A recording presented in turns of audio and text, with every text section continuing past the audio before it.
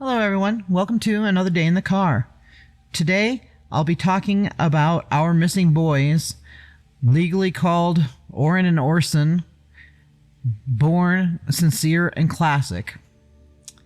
And I'll start off just bringing us up to date since Bakersfield Police Department took over the investigation from California City.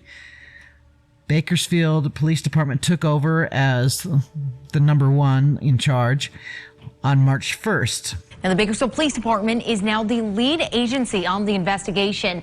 BPD made the announcement this morning saying the California City Police Department and FBI will remain part of the investigation. Now, if you have any information that could lead to the boys' whereabouts, call BPD at 327-7111.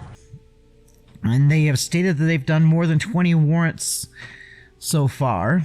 And March 5th, the police were at the home of Wanda West on Potomac, and it appears that they did talk to some people, and that would be the first warrant at the adoptive grandparents' house. The next day, March 6th, the whole law enforcement team, including the FBI, were out doing a search on East Pacheco and Cottonwood, and during that search they did not turn up the boys at all and won't comment on what it is that they did turn up. The boys were not found. I can definitively say that the boys were not located. I think our reaction would be a lot different if that occurred. And unfortunately, law enforcement can't talk about the specific details of what we may or may not know. We have to protect the integrity of the investigation. We live in a time and in the world where if you don't talk about what you're doing, people assume you're not doing anything. Anyone that has information on the boys, including past contacts, that is first-hand information, we want to hear it. We want to know about their lives. We want to know about everything that can help us bring the boys home. But said that they were following up on tips, etc.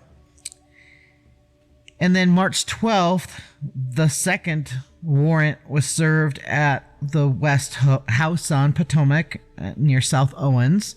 And at that time, the yard was checked, and it appears that they took some of the dirt for sampling. They took some evidence out of there. And again, no comments from law enforcement at this time because they do not want to compromise the investigation.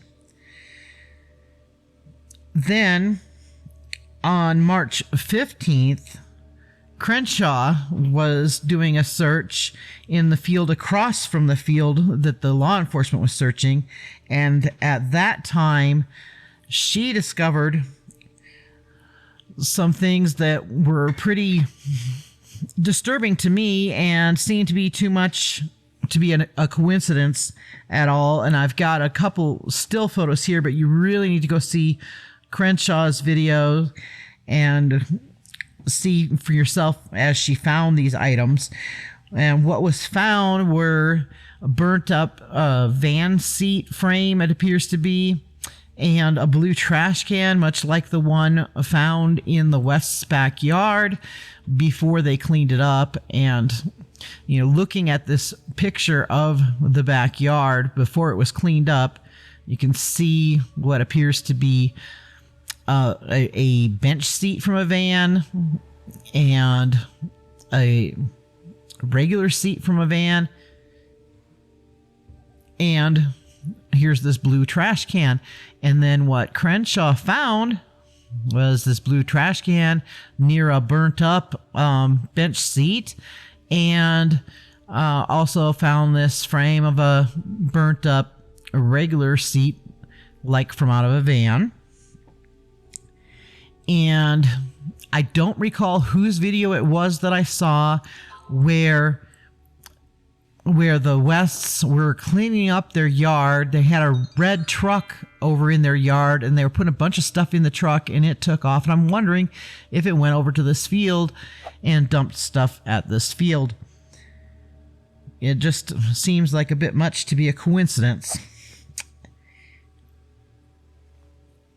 Anyway, that's what's happened recently on the case. Other things that have raised alarm bells in my head were when the adoptive grandparents did their interview on television, and Grandma West said that they are grieving. People don't realize that we are grieving, we are hurting just like they are. And I mean, maybe it was just her choice of words, but I think that's kind of a poor choice of words in this situation. I would say that we're upset, we're hurting, etc. I don't think that as a grandma I would have said that I was grieving at that point. Anyway, I would still be holding out hope that my grandchildren were alive somewhere. Anyway, there's just been weird stuff in this case from the very beginning, though. For example, the boys supposedly were in the backyard playing so their adoptive mom could wrap a Christmas present while it was so cold that the adoptive dad was gathering firewood to warm the house up. So I don't know why the little babies were put out in the yard for that. And then it turns out that Crenshaw spoke to the lady that sold the house to the Wests, and she stated that that back fence where the gate is that Trezell's saying the children must have wandered out, the former owner of that house never even thought that that could be the gate he was talking about, because at the time that she sold the house, they had that gate wired shut and covered over with bamboo fencing material. And Crenshaw discovered bamboo fencing material rolled up behind one of the buildings in the West's backyard in Bakersfield that suspiciously seems to be the same as was on the gate in the house in California City. And you really should go check out Crenshaw's channel and see that footage for yourself. And at this point in time, I'd like to make clear to all of you guys that I welcome information about other channels and other information.